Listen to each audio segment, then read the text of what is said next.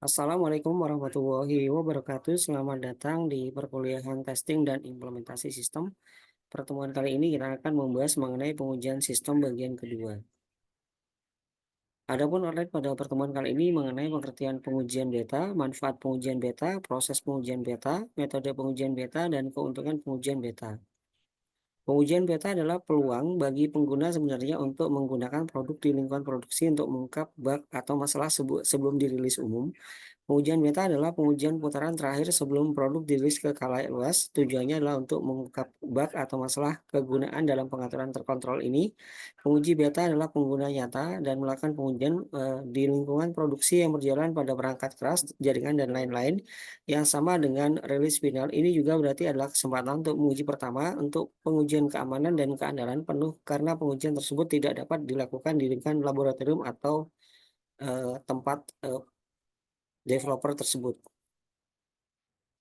Sifat tes beta bisa terbuka atau tertutup. Dalam pengujian terbuka, pengguna dapat menggunakan produk dan biasanya diberikan beberapa pesan bahwa produk tersebut dalam versi beta dan diberikan metode untuk mengirimkan masukan. Dalam beta tertutup, pengujian dibatasi pada sekelompok penguji tertentu atau mungkin terdiri dari pelanggan saat ini, pengguna awal, dan atau penguji beta yang berbayar. Terkadang hal ini dilakukan untuk mengalihkan persentase pengguna tertentu ke situs beta, bukan ke saat ini. Pengujian dapat berlangsung selama jangka waktu tertentu atau dijalankan hingga masalah baru berhenti dilaporkan dan semua masalah penting telah teratasi. Di sini ada A atau B test, di mana di sini ada kontrol 23% dan variation ada 68%.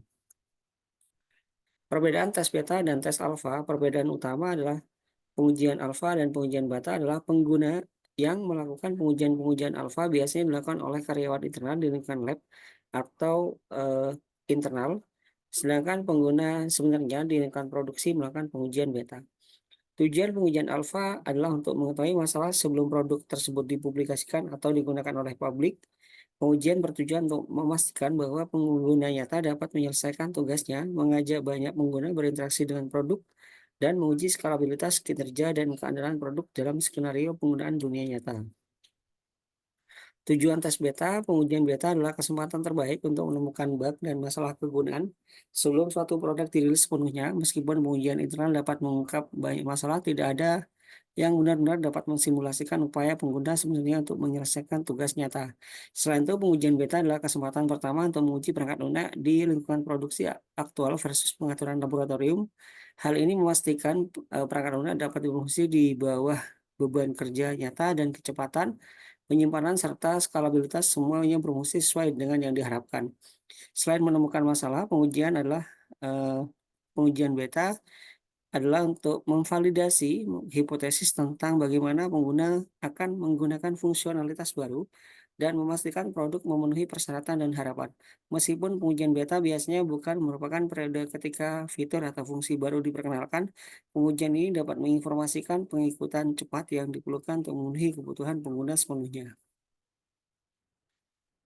Pengujian beta juga merupakan kesempatan untuk menyempurnakan positioning, pemasaran, dan komunikasi tentang produk karena hal ini dapat diuji terhadap pengguna yang sekarang menggunakannya. Tujuan pengujian potensial hanya muncul ketika undangan versi beta bersifat eksklusif. Hal ini karena lebih relevan untuk produk baru dibandingkan rilis berikutnya, namun memastikan beberapa influencer yang baru mengadopsi ke dalam kelompok pengujian beta dapat meningkatkan antusiasme dalam antisipasi untuk rilis umum. Penggunaan, pengujian beta, di mana di sini ada manajer produk untuk memanfaatkan banyaknya masukan dari pengujian beta untuk mengumpulkan sejumlah ide dan saran untuk dipertimbangkan untuk rilis mendatang. Selain itu karena penguji didorong dan terkadang diberi insentif untuk memberikan umpan balik, mereka jauh lebih mungkin untuk membuat permintaan dan komentar secara proaktif dibandingkan pengguna biasa. Pengujian beta juga merupakan kesempatan untuk memulai melihat perilaku penggunaan dan analitik untuk mengkonfirmasi bahwa pengguna berinteraksi dengan produk seperti yang diharapkan atau menemukan pola penggunaan yang tidak terduga. Mengumpulkan pembelajaran ini sebelum tulis umum dapat menginformasikan prioritas tentang pendidikan pengguna, orientasi bantuan pengguna, dan dokumentasi untuk menjadikan pengalaman yang lebih lancar bagi basis pengguna umum. Umpan balik pengujian beta, masukan dari pengujian juga dapat digunakan sebagai amunisi jika ada perselisihan mengenai seberapa besar masalah yang mungkin terjadi. Manajer produk juga dapat menjalankan eksperimen dan pengujian A per B selama pengujian beta melihat perintah, notifikasi, pesan, tata letak, dan konten unggulan mana yang menggerakkan dan mendorong perilaku yang diinginkan.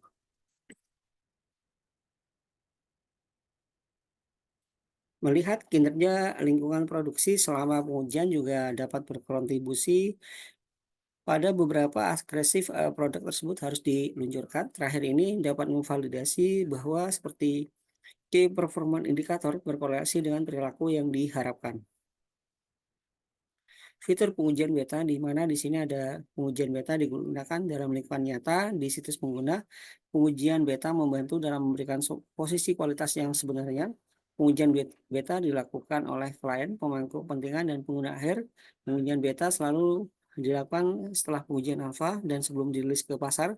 Pengujian beta adalah pengujian kotak hitam. Pengujian beta dilakukan tanpa adanya penguji dan kehadiran pengguna sebenarnya. Pengujian beta dilakukan setelah pengujian alpha dan sebelum dirilis ke produk akhir.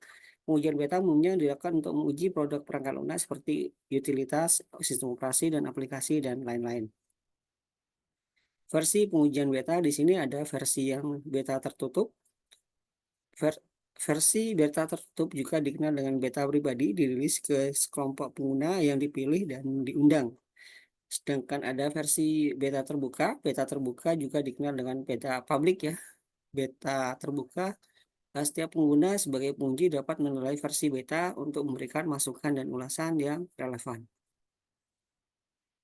Berikut adalah siklus terkait dengan pengujian beta, di mana di sini ada perencanaan, ada perekrutan peserta, dilanjutkan dengan peluncuran produk, kumpulkan dan evaluasi umpan balik, serta adanya suatu penutupan. Jenis pengujian beta di sini ada pengujian beta terbuka, ada pengguna melaporkan bug tersebut ke organisasi, ada pengujian tertutup, dan juga ada pengujian beta yang bersifat tradisional. Dilanjutkan dengan pengujian beta publik, pengujian beta teknis, dan pengujian beta terfokus, serta pengujian beta pasca rilis. Kapan pengujian beta dilakukan? Di sini eh, pengujian beta penerimaan tahap akhir menggabungkan pengujian alfa dan memastikan bahwa produk yang dirilis dengan sempurna. Pengujian beta dilakukan di sisi pengguna. Pengujian ini dilakukan setelah pengujian alfa. Namun sebelum produk dirilis ke pasar. Pada tahap ini produk diharapkan sudah selesai 90% hingga 95%. Beberapa dari pengguna semua komponen produk siap memulai pengujian ini. Dokumentasi yang akan dikirimkan ke end user, tim manajemen produk yang harus meninjau semua fungsi dalam kondisi yang baik, prosedur untuk mengumpulkan bug, umpan balik, dan lain-lain harus diidentifikasi sebelum dipublikasikan. Pemangku kepentingan pengujian beta adalah tim manajemen produk, eh, manajemen kualitas, dan pengalaman pengguna atau user experience, pemangku kepentingan dan pengujian beta, dan pengguna memantau dengan cermat setiap pergerakan fase. Pengguna sebenarnya yang menggunakan produk adalah para peserta. Strategi pengujian beta di sini ada tujuan bisnis untuk produk, rencana pengujian beta, pendekatan pengujian yang diikuti oleh peserta, alat yang digunakan untuk mendeteksi bug, mengukur produktivitas, mengumpulkan umpan balik, kapan dan bagaimana mengakhiri fase pengujian ini. Berikut adalah paket pengujian beta. Ada rencana pengujian beta yang ditulis dengan banyak cara. Tujuannya harus menyebutkan tujuan proyek, mengapa pengujian beta diperlukan setelah melakukan pengujian internal, ruang lingkupnya, pendekatan pengujian, dan juga harus dijadwalkan. Selanjutnya adalah alat yang harus dibutuhkan, anggaran, dan umpan balik di mana berisi identifikasi dan tinjau kriteria masuk dan keluar. Kriteria input pengujian beta harus ditandatangani dokumen dari pengujian alfa, lalu versi beta dari perangkat lunak harus siap, lingkungan harus siap untuk merilis aplikasi perangkat lunak ke publik, untuk menangkap kesalahan secara real time, lingkungan harus siap. Kriteria output yang pertama adalah semua masalah besar dan kecil terselesaikan, laporan umpan balik harus disiapkan, pengiriman laporan ringkas untuk pengujian beta.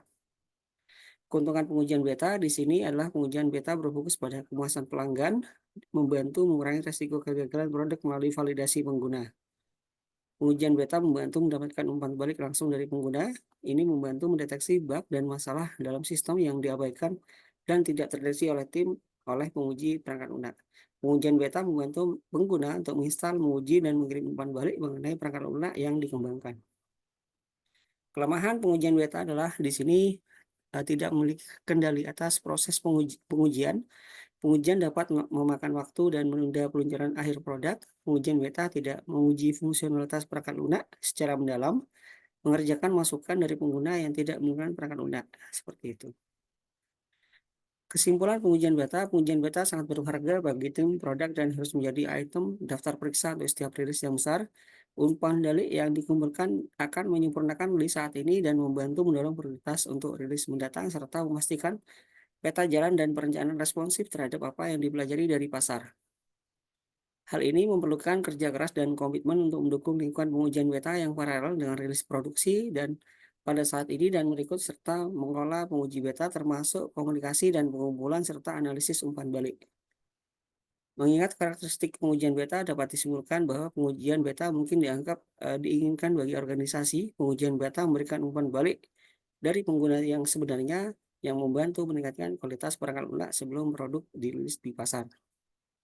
Berikut adalah referensi pada pertemuan kali ini. Sekian, terima kasih. Sampai jumpa pada pertemuan selanjutnya. Wassalamualaikum warahmatullahi wabarakatuh.